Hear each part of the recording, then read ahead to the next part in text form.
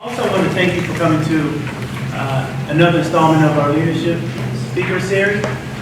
Obviously, we've been bringing in different types of speakers to talk about how they progress in their day with leadership skills, the leadership skills they develop, and how they incorporate them and what they do on a daily basis.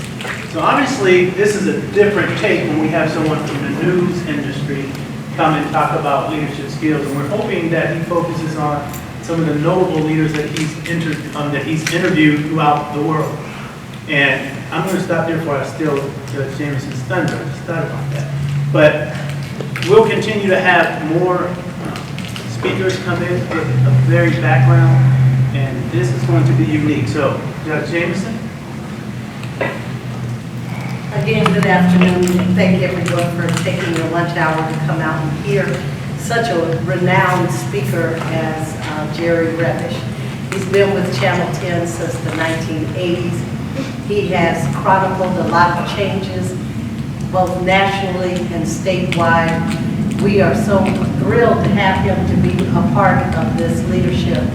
I thank him also for coming over and highlighting the work that we do at Franklin County in the juvenile and domestic branch, and giving us the publicity and the ability to let the community know the new programs that we're doing in the court and the things that we're doing to impact the community. So with all that, he does not want me to give all of his bio, and I think all of us have seen him down through the years on Channel 10. I'll introduce to you Jerry Revish.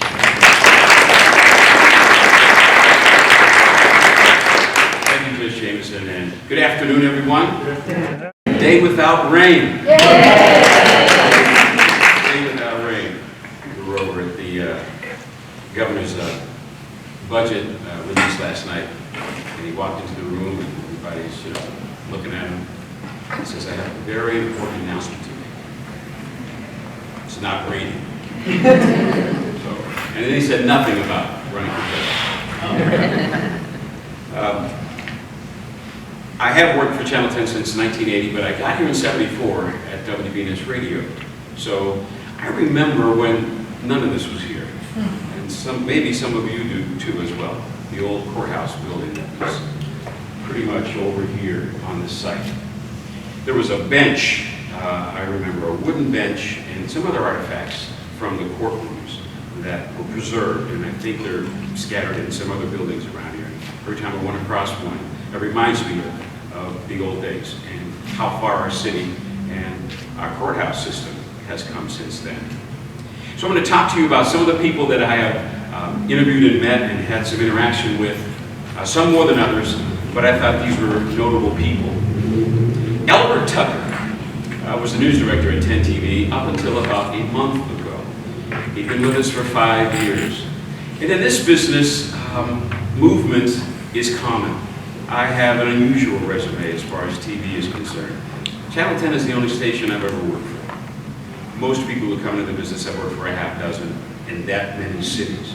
But I've been blessed to find the best TV station in Columbus and the country, as far as I'm concerned, the first time out. So I have been really happy to be where I am now. Albert came to us from Cincinnati, and we were in between news directors when he came.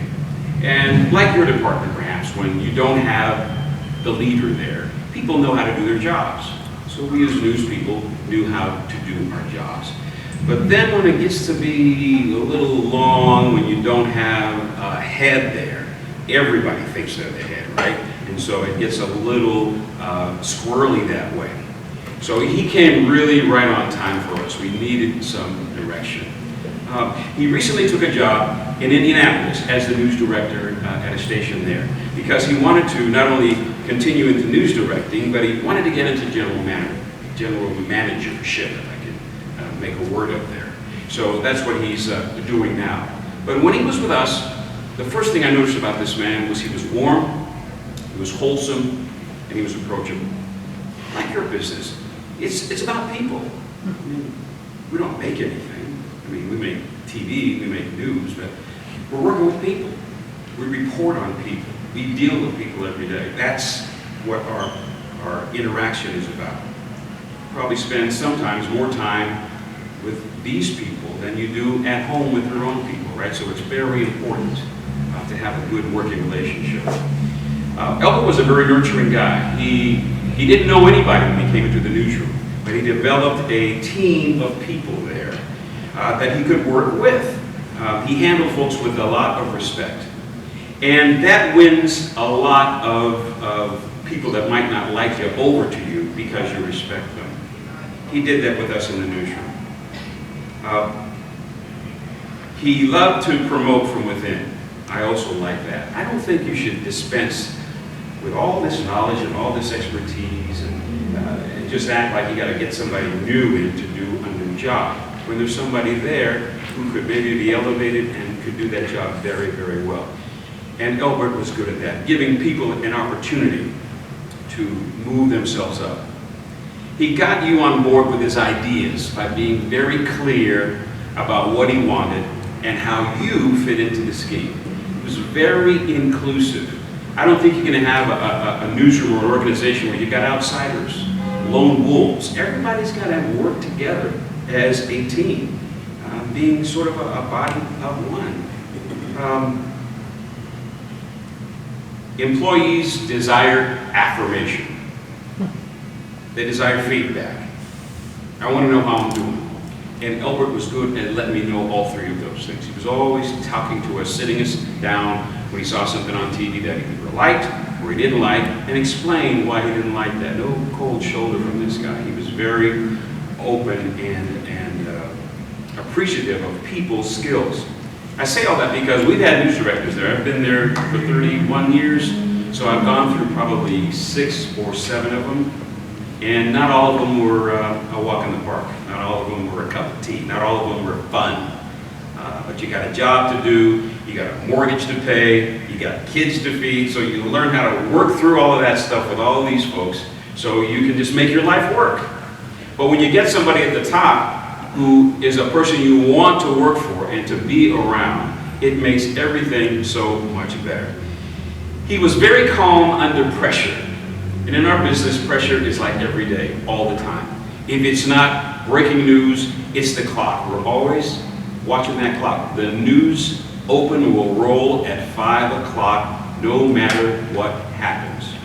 Ready or not, the camera's going to open on the set. You're going to be in that chair, mic'd up, ready to go. And that's the way it goes 365 days a year. So we understand that. But being able to handle the pressure, not a lot of people, not everybody can do that. But Albert was good at that, and it was an essential quality for his leadership. You figure if you're following somebody and they're falling apart, I mean, what does that do for your confidence? It doesn't do very much for you. And Albert was never that way. He wanted us to focus, to keep things simple, to remember it's just television. Nobody's going to die here today over something that didn't roll on TV. But at the same time, understanding that it's a very important job that you're doing, you want to do your best all the time. We get emails from people like every day, Twitter, tweets from folks all the time. We're such a new age now, People used to write letters and do phone calls. Now they get on their phone, they're watching you on TV, and if they don't see something they don't like, or they'll tell you about a fact you left out, they'll tweet that to you. And it's an amazing experience to have such an informed public that we're dealing with now. And I think it just makes everything that we do sharper, better focused, more involved. He can be critical of your work without making you feel badly about yourself. Realizing mistakes happen to all of us. So, as you can tell, I miss Albert Tucker. We don't have a new news director just yet. They're still in the search for one. We've had a few candidates in, and you don't never know a person on a short meeting like that. You meet their representative, right? It's just like if you have a son or daughter and they're dating somebody, they're going to meet their representative. You're not going to really know the real person until weeks or months later.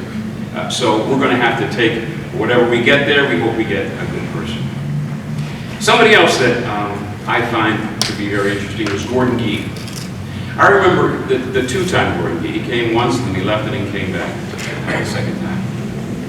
I remember Gordon when he was the president at Boulder, Colorado, at the University of Colorado. When I walked into his office, we were the first TV station to interview him after he got the job. We flew out there. And I turned the corner, walked in his office, and this little diminutive, bow-tied, bespectacled man was just going from one desk to the other, talking to all these people, because he's just wired that way. He's a very, very intense person. If you've met him, you're like the only person in the room at that moment, and he's very, very focused on you.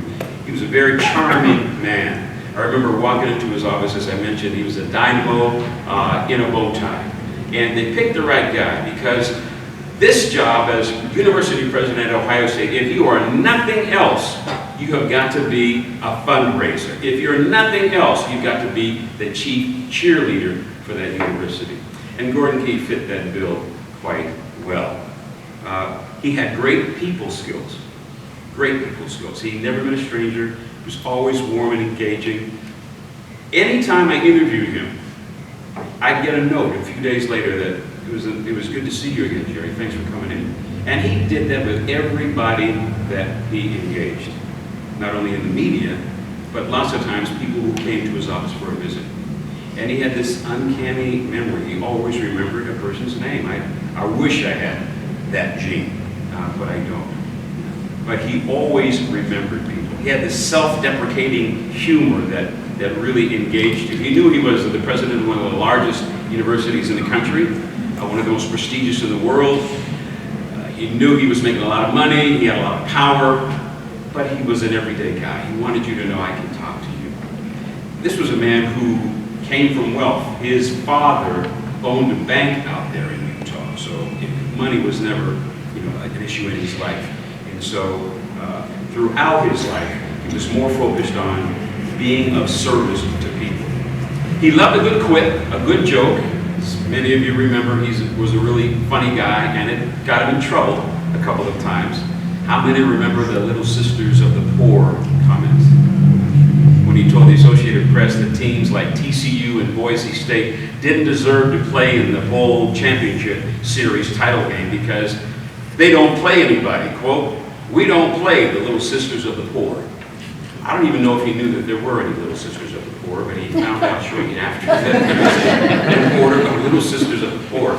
And he went to them and apologized and did penance. But again, his wit was his undoing. Not too long after that, he offended Catholics again. He was a very driven guy. His personal touch endeared him to people. He was a consensus builder who thought big.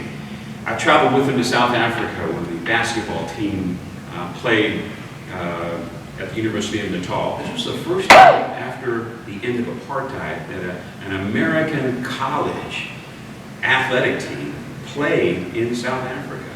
I didn't know what I was going to see when I went to Johannesburg. I mean, South Africa, I had no frame of reference for it, but being in Johannesburg was like kind of being in Atlanta or Detroit. It was that sophisticated and beautiful and metropolitan. He went there because he wanted to make sure that Ohio State had a global footprint. So he engaged the university's agriculture department with the agriculture department down there at the University of Natal. And they went into the hinterlands out there and helped small South African farmers learn how to grow better crops, learn how to increase their poultry output, and all those sorts of things. So that was one of the reasons why he went there. And it did great things, not only for the university, but for him as the university president. He liked to get a lot of people into the tent to get as much information as possible before making an important decision. And I think that's very important. You want to exhaust all of the avenues, all of the options before you decide to act. Don't leave any stone unturned. And Gordon Gee was good at that, being very investigative about what he wanted to do. He was one of the youngest university presidents ever when he took his first job at the University of West Virginia. And he's come full circle because now he is, again, the university president at the University of West Virginia. A great, great man, and I miss him dearly. Michelle Heritage, Executive Director of the Community Shelter Board. She has an incredibly deep grasp of homelessness, homeless people, and what it takes to help them. When she took the job, homelessness in this city was pretty much throwing money at shelters. Her whole notion, and to this day, is we don't want people to stay in shelters. We don't want that to be a lifestyle. We don't want that to be something they aspire to live on a cot and get a hot meal that somebody donates to them every day. Now, there are some people who like to live outside, and you'll never get those. But there are other people who don't want to be on the street. And her whole notion was, let's build shelter, permanent shelter for these people. So it was a shift, because she caught some resistance from some in the shelter community, because they really thought they were going to be losing funding for what they were doing in exchange for what she wanted to do. But I think we've got a model for a shelter in the country here. They come here to learn how to do some things. I don't know if you've had a chance to get down to the Van Buren Center down there near the old Cougar Stadium, but it's a beautiful new facility. They've got what they call navigators in there now. When you come in, it's a person that is assigned to you and you're assigned to them, and they take care of getting you to wherever you need to go for health, mental health situations. You've got drug addictions that need to be taken care of, housing, employment. This person is your guy or your woman, and they're going to stay with you throughout the process. And they're having great success with that. She knew her material. She knew the product, and she believed in what she was talking about. Just like Gordon Key had to be a great cheerleader, so does she. She has to raise a lot of money. I think their budget is like $30+ million every year, and it grows. The shelter right now is already at capacity. They're building a second section now, and they know as soon as they open that, that's going to be at capacity. So there's always going to be this need for funding. So she knows she's got to go to a lot of different people around the city and engage them in conversations and talk to them about donating. She works hard at building alliances and friendships with other people in her field. She doesn't want any enemies. She wants friends. She wants help. The job is tough enough when you got everybody rolling with you. It's even harder when you've got people who don't want to roll with you. Very personable, very engaging, and her board meetings are very detailed. I've sat in on some of them. Full disclosure, I'm a member of the board down there, and it just happened for me earlier this year. And just, it's an amazing contact when you see all of the preparation that these board people have to be up on through all the information that her people give, pie charts and graphs and statistics and all that stuff. She's very focused on outcomes and tracking outcomes, because people who are going to give you money want to know, how are you doing? How is it going? What's the impact you're making?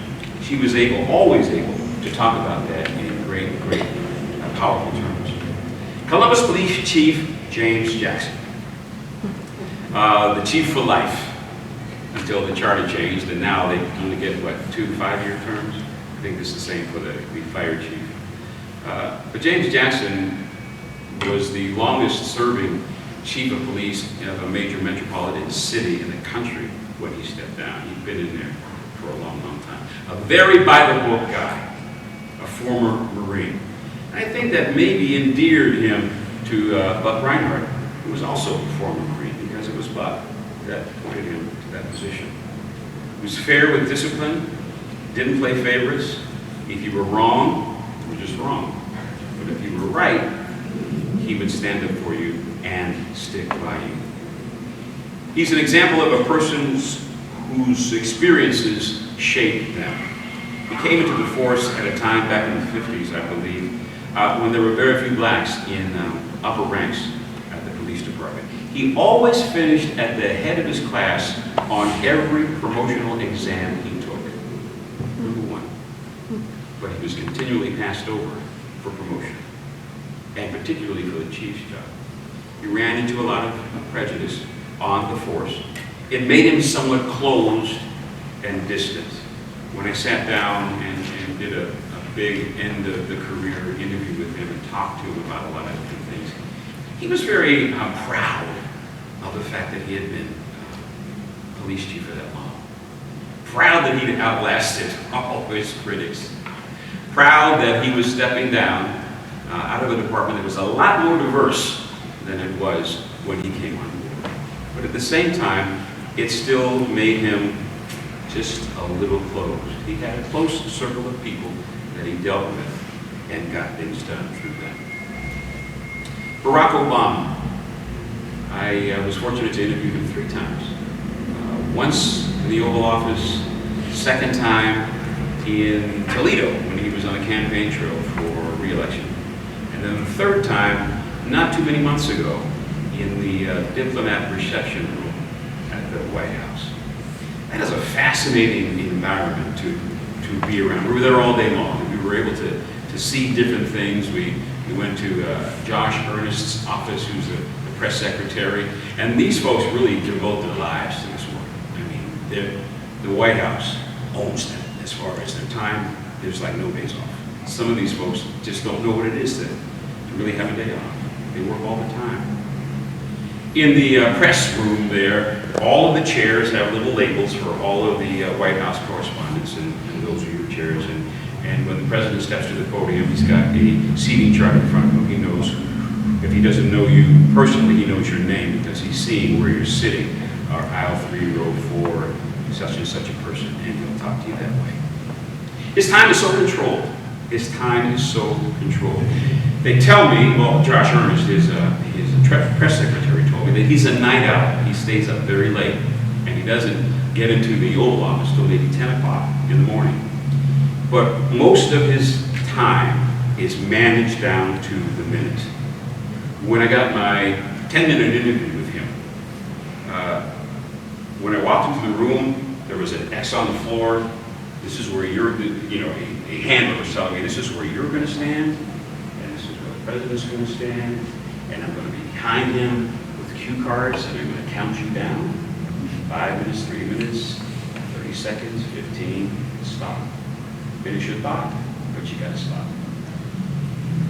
And so, that was like 4 hours before the interview. They get all of these things prepared so far in advance. Even when he makes a trip, like when he made it to Toledo, he had advancement there a couple of weeks ahead of time. Secret Service people there a couple of weeks ahead of time. Everything was scripted, everything. I know the Secret Service has got sort of a checkered reputation at the moment, but they have been very good at what they do. And he's still alive, and everybody in his cabinet's still alive, and everybody's okay, so they must be doing something right. These other things that are going on, breaching the fence at the White House, they're fixing that. But anyway, all of this stuff is very choreographed and ordered. When I got my opportunity to interview him, I found him to be a pretty engaging guy. You don't give him any advanced questions. You're not asked for it. We wouldn't do that anyway. But he answers the questions, all of them. And when you think about all the people that pepper him with so many different things every day, it's quite a feat to be able to pull that off. And it doesn't matter what your politics are. I mean, he's president of the United States, and I would say that about any president of the United States, because that is a big job. The most powerful person in the free world. That is who they are. And so I found him to be an engaging man, a brilliant man, very, very smart. Poised, always under control, lots of discipline, like to get a lot of opinions from a lot of different people before he makes a decision too. His Oval Office meetings can run on for a time, and he will call people in at all hours to get information about a certain thing. He weighs every word. If you notice, he's not a fast talker. So we had about, in our 10 minutes, I think we got 7 questions in. Because he talks very deliberately. He's thinking about what he's saying. But I never found him at a loss for words. Myriad of questions asked to him. He always likes to get home at night to have dinner with his family. But he has teenagers now. So most nights, they tell me it's just him and Michelle, because the girls are out doing what they want to do. How many parents can relate to that? The White House is no different. They're a family situation there. And he has dinner pretty much alone with his wife. As I looked at him, I saw the weight of the office on this man. He's fit, takes care of himself, but you can see there's a world of weariness about it all. And that's for anybody that takes that office. If you look at what they look like when they started, and what they look like when they come out of there, most of the times they may be a little heavier, they're a little grayer. They've been through something, right? That's the presidents of the United States. couple of quick other people here I'll talk about, and then if you have any questions for me, I'll take your questions. Superintendent of the Columbus Public Schools, Joseph Davis. Anybody remember Joe Davis? Boy, I'm really old. Joe Davis was the superintendent who helped shepherd the school district through the desegregation years. He was handed that job because the superintendent that was in there before him quit. He just retired. He didn't want to see the district through all of that. Joe was a very quiet man, a very peaceable guy. He wasn't cantankerous, although the board at that time was very cantankerous. There was a lot of strong opinions and feelings about how the school system ought to be. As you know, they took this thing all the way up to the U.S. Supreme Court to get a decision because they fought desegregation all the way up. But it was a losing battle because they had the goods on it. We sat in that courtroom for almost 3 weeks, I think it was, to hear all the testimony, trying to stay awake. No disrespect, Your Honor, but sometimes the material they were going through, all of these housing maps and housing patterns and busing situations, and all of that on maps that they were going through, street by street and school by school and year by year. It was just torture. So much and so at the end of it, the Judge Duncan felt so sorry for us, I guess.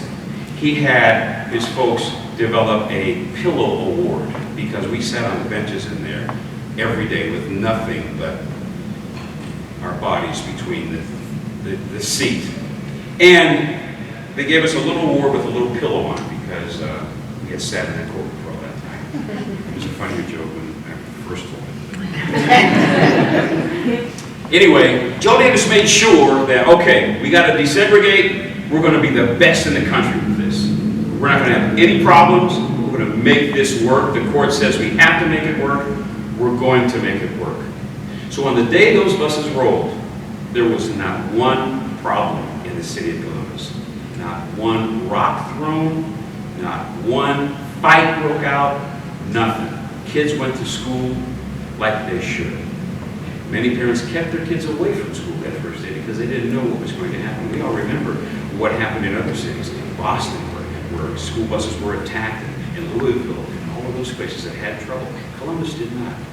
And it was partly because of his determination to make sure everybody that was going to be involved in this, from teachers to parents to neighborhood leaders to bus drivers, we're going to make sure that these kids are going to be put first.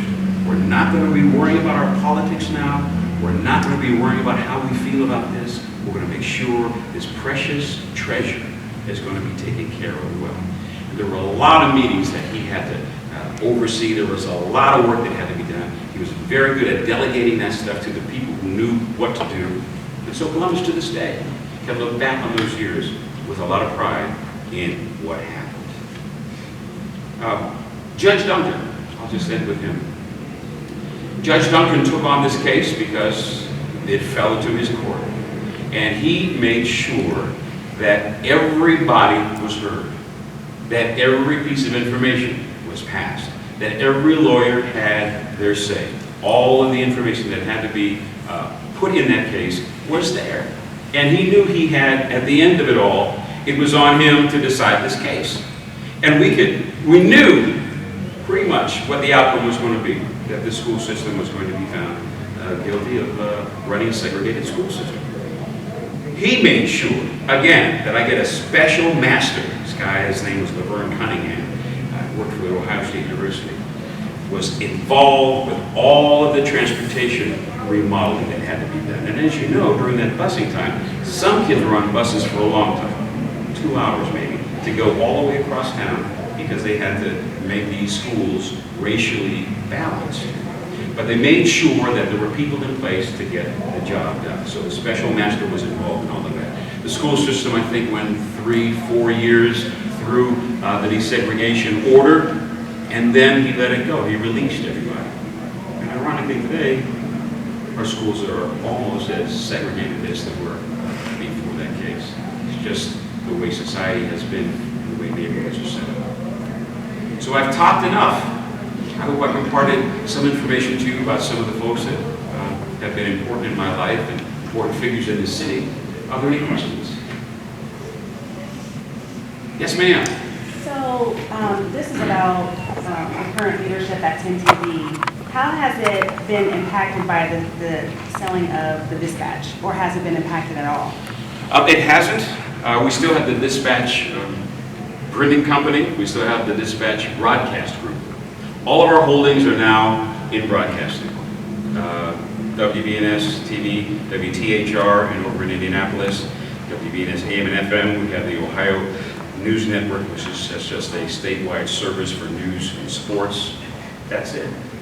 I understand the employees over there on the newspaper side were told nothing is going to happen for 90 days, and they've been purchased by a newspaper syndicate that values journalism and values newspapers and values many of those people. There's a lot of institutional knowledge down there at 34 South 3rd Street. A lot of people who have been working a lot of years know all the contacts. If you know, they like to say the old adage, a new broom sweeps clean. Well, if you sweep all those folks out of there, what kind of newspaper reporting are you going to have? It's not going to be effective. It's not going to be strong. You got to keep those people who are talented and gifted because they help you make the product. They help you get to the goal that you're trying to achieve. So back to your original question, it has done nothing regarding Channel 10. There was some synergy. We were doing some stories for the Dispatch, and they were doing some things for us. We're not doing as much of that anymore because it's new ownership. And I think they may want to revisit that, and hopefully we'll have a relationship with them again. But they're free to choose whoever they want to deal with. They don't have to be Channel 10 anymore because it's not a part of that family. Yes, ma'am. What 3 qualities do you possess as a leader, and do you lead a team? What 3 qualities do I possess as a leader, and do I lead a team? Yeah, I do. I'm a pastor of a church in South Columbus, so I guess I lead that team. And I think I'm fair. I think I'm a consensus builder. And I think I take my time in making decisions. And running a church is like running a business, but not quite. It's a whole different. Judge Jameson knows what I'm talking about. It's a little different. You're dealing with a whole different realm. It's a spiritual realm as well as a natural realm. And you're not dealing with people the way you would deal with them here in the courthouse. Most of the people you're working with are volunteers, right? You don't have a whole lot of paid staff, so you've got to encourage them to get involved and stay involved and want to work with you and for you. So I'm doing a lot of that. And decision making is tough sometimes. You know, it's not something you do cavalierly because you're talking about people's lives, you're talking about their emotions, and you want to be careful with how you deal with them. Did I answer your question? Anybody else? Yes, ma'am. I appreciate somebody that's been with the same company for many, many years. But we find young people now come in and they don't stay in jobs for long periods of time. They move. So I'm just curious about your young reporters. What's the average length of time that they stay with you all? Some of them have been there a dozen. Hear the question on this side? Okay. Some of them have been there a dozen years, some 2 or 3 years. It depends on them. We've got a great environment at 10 TV. People who come there tell us, this is probably the best newsroom I've ever worked in. I mean, I hear it constantly, and I believe that. Because it's professional. The whole idea of what we do, everybody wants to be their best and do their best every day, all the time, and there's support from each other. There's no backbiting in there. There's no clipboard throwing, none of that kind of stuff. There's no drama, really. If you've got a problem, usually you'll pull whoever you have a problem with aside and we'll work it out. But, there's no punches thrown.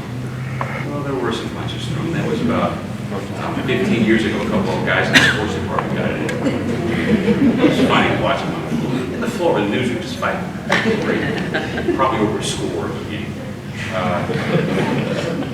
I tell young people, try a lot of different things. Because you don't know if this is for you or not.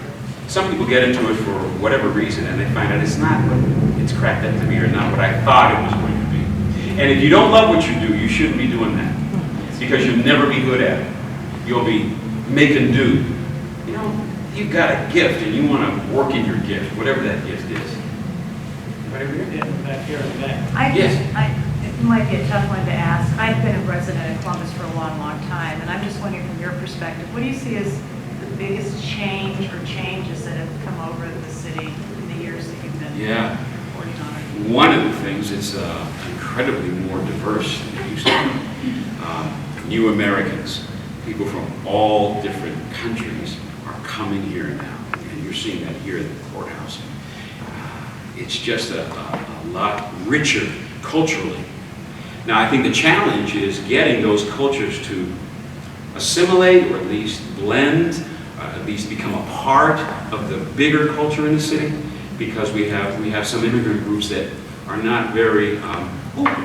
They're pretty closed. They're closed in their neighborhoods. They shop at their own stores. They do their own thing. They don't really need to assimilate. But when their kids go to school, their kids end up in the public schools, and they do have to assimilate. And sometimes that's rough for the parents, because they have these traditional values that their kids, that they raise their children with, and then they go to the mall and buy bubble jackets and start wearing baseball caps turned backwards, and then mom and dad are freaking out at home because they think they've lost their child. Also, I think physically, the city, as you've known, has just exploded here. Looking at High Street here, all of the development that's going on in this town, and all the new restaurants and the new entrepreneurship that's going on, and neighborhoods popping up. We live in a very vibrant city, 15th largest in the country, and for my size, the best. I just think there's so much opportunity here for so many people on so many different levels, that I think Columbus has really grown up now. Any more questions? I actually have one. I'm trying to make sure I'm watching your time. All right. You traveled many different countries. Yeah. Was that the first person Gulf War? Yes, the first Gulf War. You've been Botswana, Barbados, South Africa, Haiti.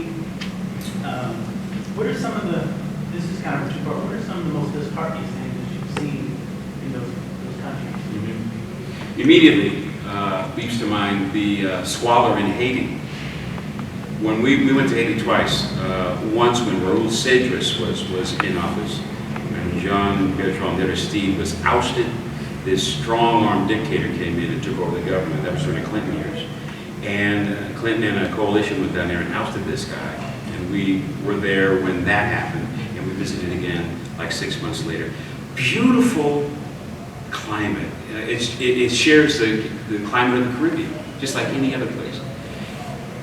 We would eat dinner at a restaurant, maybe enjoy a nice meal of lobster and crab cakes, and then people in Cité Soleil are in a situation where they don't even have clean running water, and the little children will put 5-gallon jugs of fresh water on their heads that they get from a big mule that Catholic Social Services or whatever, the Red Cross or whoever it is down there, the missionary group that's helping them. They would put that on their heads and walk maybe a mile or two back home.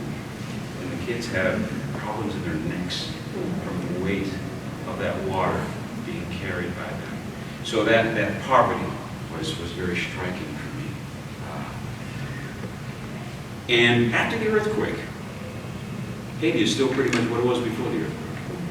And a lot of that is because of their own internal problems. They cannot get a government together for some reason.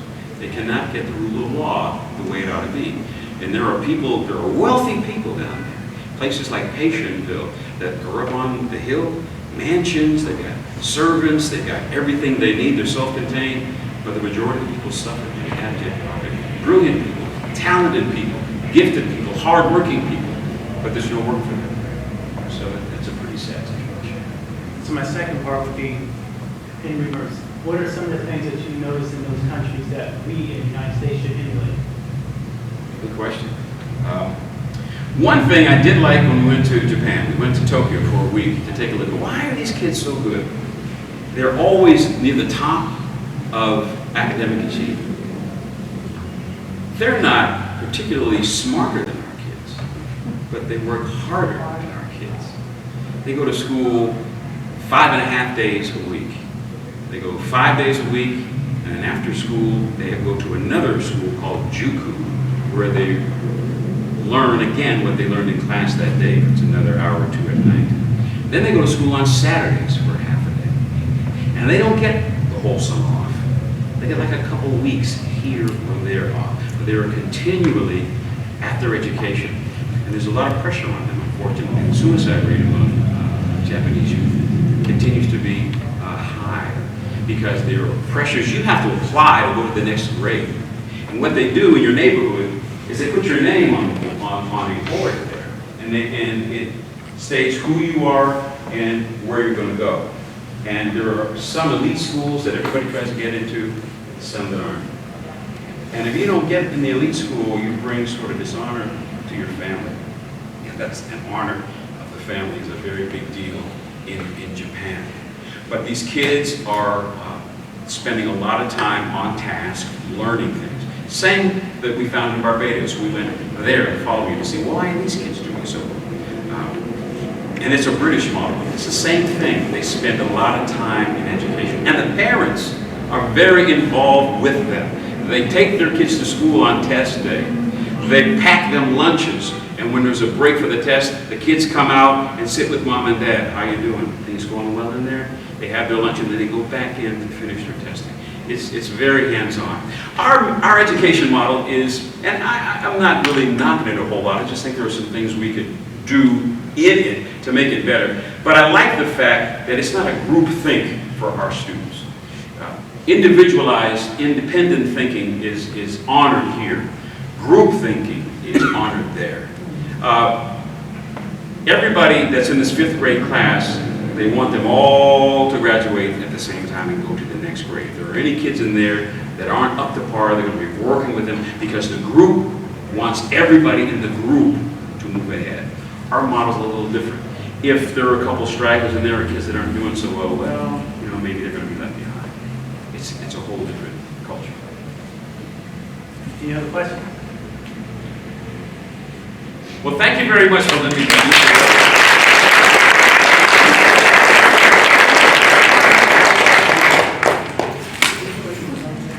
I just wanted to say that Judge Gill, Judge Brown, and Judge Price are all on vacation. But Judge James Brown was finishing something for me so that I could come over. But we all want to thank you all for coming down to be a part and bringing to our court the message that you brought today, because each one of our employees is special and each one of our employees is a leader in their own right within our organization. We thank Orville for having you come down and instituting these leadership. And hopefully you see that you are valued as an employee and will take the necessary steps to be promoted throughout the company, because I believe, as Mr. Revish has said, that we should try to do internal promotions so that you see that you are valued at the end. And thank you so much again for your time. And I